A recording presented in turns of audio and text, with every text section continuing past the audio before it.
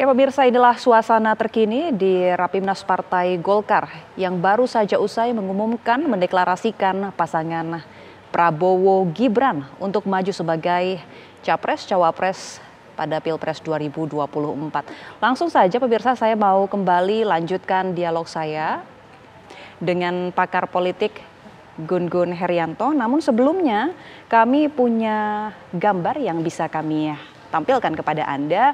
Ada Gibran Rakabuming Raka yang nampak bertemu dengan Ketua Partai Amanat Nasional Zulkifli Hasan. Pertemuan ini informasinya berlangsung pada Sabtu siang ini, jadi masih baru berlangsung beberapa saat yang lalu. Nampak Gibran Rakabuming Raka ini bersalaman berjabat tangan erat dengan Ketua Umum PAN Zulkifli Hasan. Kita tahu malam tadi sebelumnya juga sempat terjadi pertemuan antara Prabowo Subianto kemudian juga dengan Ketua Umum PAN, Ketua Umum Partai Demokrat di kediaman Zulkifli Hasan ini untuk membahas kembali merumuskan mengerucutkan nama cawapres yang akan mendampingi Prabowo Subianto untuk maju di Pilpres 2024. Kita saksikan sama-sama pemirsa, ini adalah pertemuan antara Gibran Rakabuming Raka dan Ketua Umum PAN Zulkifli Hasan.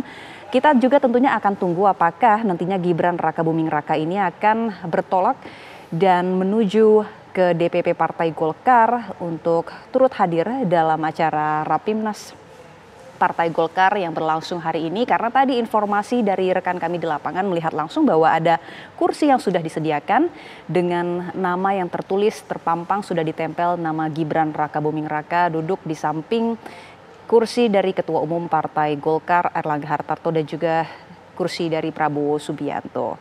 Kita sama-sama nanti akan tunggu dan saksikan apakah Gibran juga akan datang ke Rapimnas Partai Golkar. Namun informasinya Gibran Rakabuming Raka ini juga sudah tiba terbang langsung dari Solo menuju Jakarta jelang penentuan bakal calon wakil presiden untuk Prabowo Subianto. Ini sejak kemarin sore.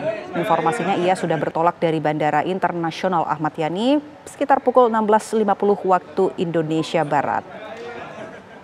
Dan tadi juga sesaat yang lalu kita saksikan bersama terjawab sudah apa yang selama ini disampaikan oleh Ketua Umum Partai Golkar yang akan mendukung cawapres, calon pemimpin yang berasal dari kalangan muda, anak muda, bahkan secara detail juga sudah disampaikan oleh Erlangga Hartarto, under 40, dan ternyata memang benar bahwa Gibran Rakabuming Raka yang ternyata diusung menjadi bacawapres pendamping Prabowo Subianto.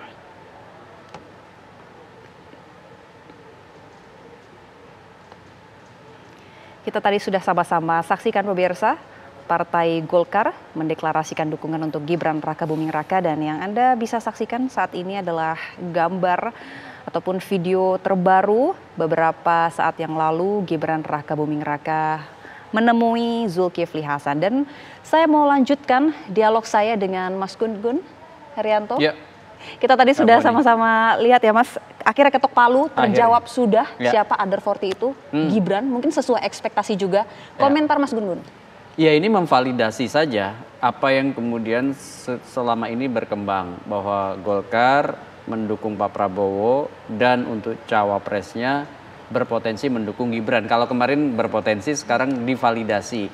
Tetapi ada kehati-hatian yang nampak tadi dilakukan oleh Pak Erlangga sebagai ketum Partai Golkar dengan cara membangun yang disebut dengan mekanisme organisasional, yaitu melalui Rapimnas, ya kan? Ketika misalnya dikumpulkan, ada semacam panggung untuk memvalidasi bahwa ini bukan keputusan sendiri, tapi ini adalah keputusan organisasi. Menyatukan suara dari menyatukan suara, dan ini kan bisa dipahami sebagai upaya mitigasi dinamika internal juga gitu.